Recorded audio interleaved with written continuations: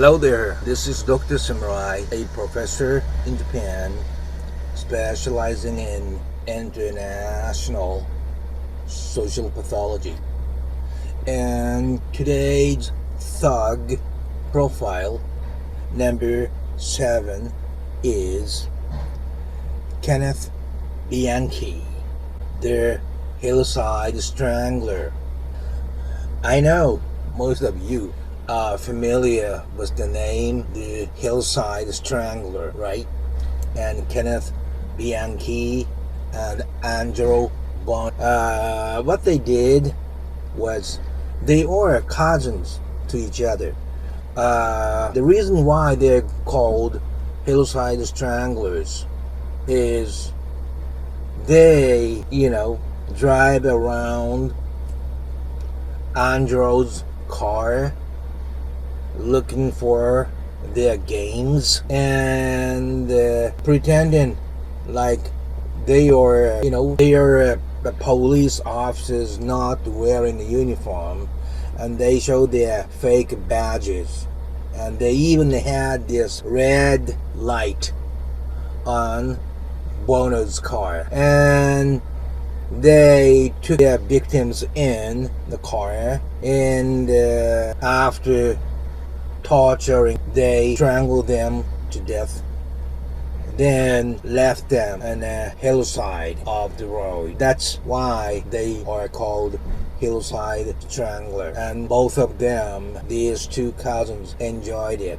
First, Ken was following Bono, but gradually Ken started to enjoy what Bono showed. This case became so well known because the girls were taken from the area which was relatively rich. This kind of econo-social kind of dynamics works when crimes becomes known. Anyway, it is also known that Ken kind of pretended like he has multi-personality disorders. So all these weird things made this case so famous. And let's get into the details, okay? Like usual, in the first half, I'm going to talk about the general information, right? I said that Ken and Bono were cousins, and there are many cases that duos do things together, not only one. It happens in serial murders too. And at first, Ken was kind of not outgoing, kind of quiet type. So Ken followed older cousin Angelo. And let's put it first. Angelo's mother, biological mother, and Ken's adoptive mother were, sisters, real sisters, although Ken's adoptive mother was not the real mother. Okay, so they were sisters, blood related. And Angelo, his parents got divorced, and he went with his mother. And in that process, something probably happened in daily lives for years, and he started to develop this strong hate for women in general. Kenneth was born to 17-year-old, a girl. So she could not foster a son at such young age. Ken was kind of placed on adoption. And that's when Angelo's sister adopted Kenneth in as his son. I think you all know, European people from certain areas have a very thick blood and aggressive personalities, right? Especially from Italy and Greece and so on. And both mothers are Italian American, so it is highly possible that both ladies were aggressive mothers. And in case of adoptive mothers, because she could not have her own son or daughter, they kind of develop unrealistic ideal on adoptive children, like a very high expectation. And because of that, the adopted children were placed under high pressure.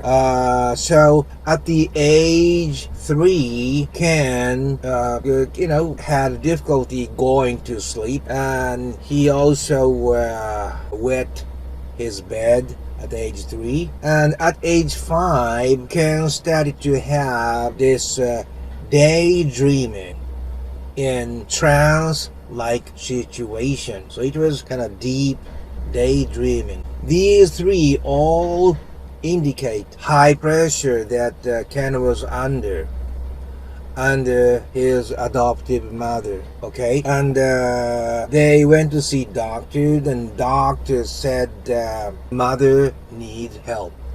You know what this means. Doctor said Ken's mother needs some help. So it was not normal situation, I believe this. When they experience neglect or abuse during a critical period, that trauma stays with them for the rest of their lives. So each one of the incidents they face after the critical period causes more frictions and pains on the kids' minds. And all those pains and frustrations and anger stack up inside. And they grow up to be an adult, right? So Ken was like that. At first, he was kind of a sort of quiet, interpersonal fear type of a boy, but gradually, by hanging around with his aggressive cousin Angelo, he had the second personality of enjoying aggression with his cousin. All right, and like I said, I think Angelo at the time was his own business of doing things, working on inside the car, those car seats and stuff like that. And he had that red light or red lamp that police cars put on for his own car, like I show their fake police badges, right? So girls had no other choice but to get into the car, and they took the girl to Angelo's job site, or sometimes in a car, and they sodomized the girl, strangulated them. Some of them were injected by some kind of chemicals that was used for for the car business that Angelo was managing, and some were put on very high voltage electricities. Also some were tried in carbon oxide, CO, not the CO2, just the carbon oxide. And even some girl were killed by carbon monoxide poison. 2 cousins were testing, what works and what doesn't work and stuff by killing those innocent girls. And even when such atrocious murders were going on, Kenneth was also applying for a police position, and sometimes he was driven around by a real police car around the town. But in the end, he couldn't pass the test to become a police officer. There are so many of those cases. You know, it's like this. In Japan, like Yakuza gangsters was clearly a symbol of violence in the society. But in the United States, police officers are clearly one of the signs of power in society, right?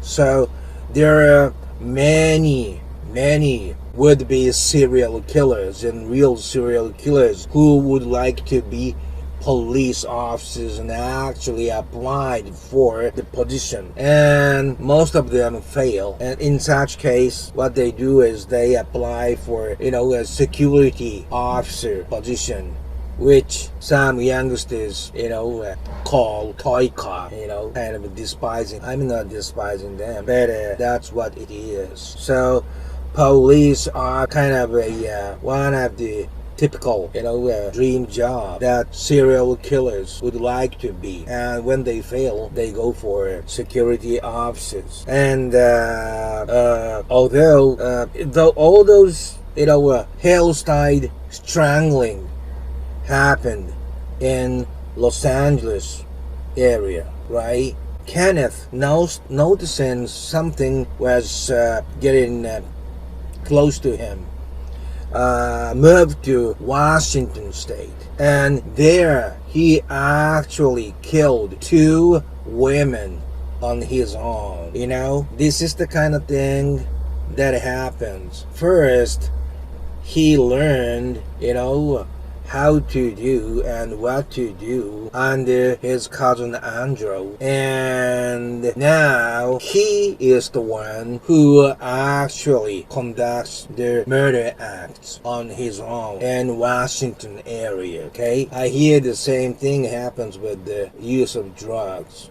The first time somebody offers them drugs, and they keep using it, and one day there's this opportunity that they could buy drugs on their own, and that's the time they started to become addicted to drugs. The same thing, Okay, so far what I have told you was the part 1, like a general information on Kenneth Bianchi, the Hillside Strangler. And from here, part 2 is the Ken. I used to call him Ken. Must still call him Ken. He's alive, and we are still in touch. Ken that I know. Okay, it was interesting. As soon as I contacted Ken, what he emphasized was, I actually am innocent. I didn't do it. There are so many people who, who say things like that to me. I think if they can put me under their wing,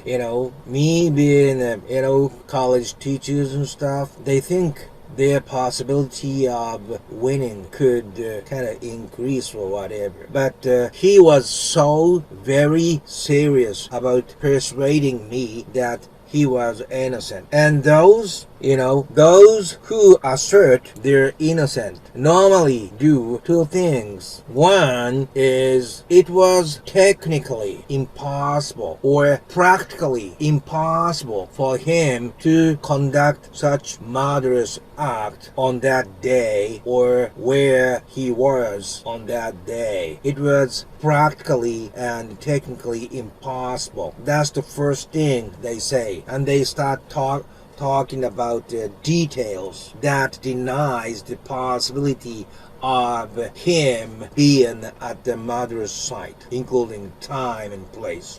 And second thing then they emphasize is denial of the police officer who was in charge of this case. They normally keep saying how bad this cop has been, how notorious, these cops have been, and they are well known for, having done blah blah blah in this case and blah blah blah in that case. So those two are the kind of a worn out techniques that they use. Technical impossibility and notoriety of the police in charge. And because he emphasized his innocence from the very beginning, and he kept on saying that by sending me so many legal documents, I was wondering, and that's the time I decided, okay, let's go. So I flew from Japan to, so I was seriously at a loss because his push of being innocent was so strong. And like I have said before, I try to see the person's persona, not one incident, but the patterns of what he has been doing. And one thing was he, made believe to be, multiple personality disorder. Now, it is called dissociative identity disorder, DID. Multiple psychiatrists worked on Ken, and most of them were deceived except for one who was real expert on dissociative identity disorder. And what Ken did was, there's this guy called Steve suddenly showed up even during that interview with the psychiatrist, right? And he goes like, yeah, who are you? My name is Steve. And did you do this? And I did that. Yeah, I killed this bitch like this and that. And oh, that bitch I killed like this and that. All those things he said right in front of the camera. Can you believe this? And he even mentioned the information only the murderer himself should know, right? And this last psychiatrist kind of could identify he was a liar, right? So I asked him what happened when that interview, was conducted, and his reply to me was very interesting. He was like, they were so good at it. They gave me so much information in advance about the details of what happened. Then they put me on hypnosis. So, of course, I know so many details that only murderers themselves know. That's their trick, That's what the Ken said to me. So pretty much what Ken said was he was, guided into becoming the murderer, by having been told all the details in advance. Okay, that's what he said. That's pretty much possible. Second thing I looked at as one of the patterns he was in was he became boyfriend-girlfriend relationship with this girl called Veronica Compton. And listen to this very carefully, okay? Ken gave Veronica this sample of his semen in condom or something in advance, okay? And Veronica goes back home and she killed unknown girl and implanted Ken's semen into that girl's body. That means while Ken is incarcerated, the same murderous act was still going on. So he tried to, prove that he was not the one who killed all those girls. But later on, in a courthouse, it was proven to be a lie, and Veronica was also arrested and spent time, kind of long years in prison. So, Ken is very much kind of a pathological liar, okay? But still, he kept, trying to persuade me he was innocent. So that's when I thought I decided to fly from Tokyo to Seattle Tacoma International Airport, which I did, right? And I drove like 9 hours or so one day before meeting with Ken at the Walla Walla prison. Because it was unusual that the day we met was weekday. So there were only us and the other couple, that were in the visiting room. And I was waiting, and here comes Ken. I thought was much smaller than what I saw on YouTube videos. And he was wearing this, silver metal frame glasses. And my first impression was his eyes were cold, over the glasses of his lenses. But anyway, we sat together, and I think he ate slices of pizza or something. He liked it very much, and our talk was going very smooth. I was talking about getting a ticket from highway patrol for not going so fast, and I just wanted to make myself close to him, okay, against like police officers and stuff. But he never tried to get into details of what happened, and I was kind of nervous, watching my watch, and time is getting shorter and shorter, and so far I could not get anything. And finally the time came, and I had to go because I have to drive like 8 hours back to Tacoma, right? So I stood up and I go like, "Hey Ken, I gotta go. It was very nice seeing you." We shook our hands, and bam, that's the time I felt he did it. You know why? Because of his power of grip. His hand was even smaller than mine, but grip power was so unusually strong. And that's the time I felt, oh, he killed them by this power. That's what I thought. And I just saw him off, disappearing, into the other side of the door. And I get back to my rental car and drove back to Seattle Tacoma Airport, thinking what happened. And this is what happened. After all, when I could not make clear judgment, I must meet with the person in person. That's the only way I can tell. Like, true professionals who can tell child molester. They advise children never get closer to adults with whom they feel uncomfortable. Does this make sense? After all, we are all animals, and our sixth sense is the last thing we can depend on, and that's what I depended on too. His unusual gripping power was so outstandingly strong, and it convinced me that he was the one, although I didn't mention anything like that to him. I think several years after, he normally, kindly sent me letters, not letters, sent, the email holiday card, like a Christmas card by email. He always sent me those, holiday cards, which I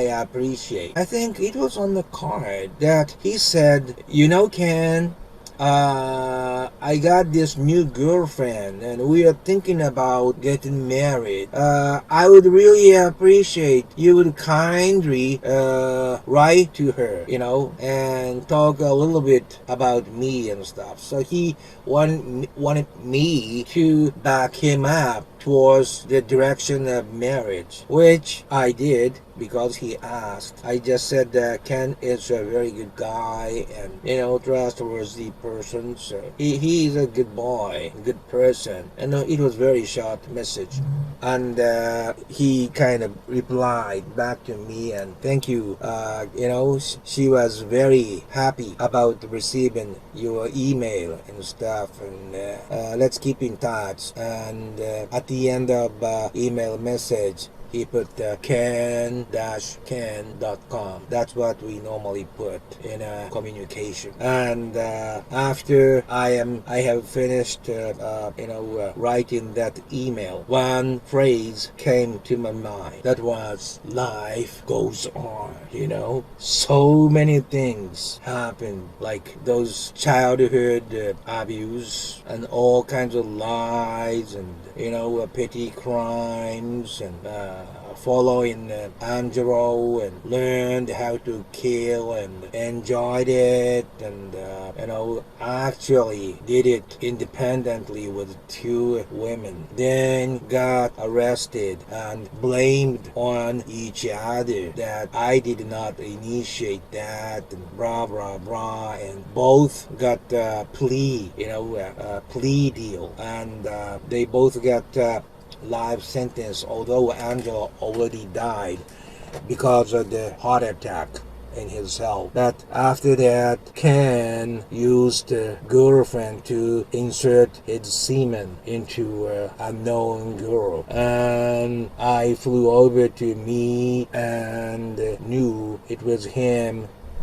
that did all those murders. And then I received this email card for his new girlfriend and stuff, and life really goes on. That's what I thought.